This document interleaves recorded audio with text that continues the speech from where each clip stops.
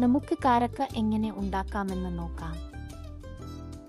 ആദ്യം നമുക്ക് ഈത്തപ്പഴം കഴുകാം.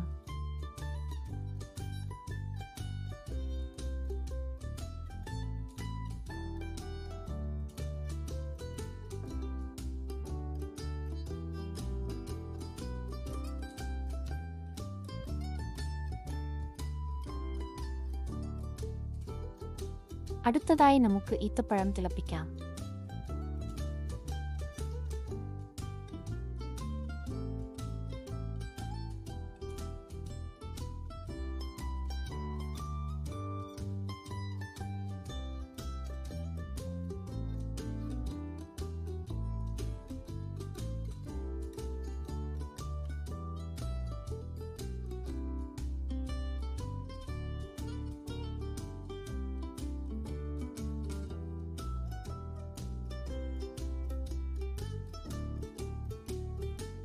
എന്നിട്ട് നമുക്ക് വെയിലത്ത് ഉണക്കാം.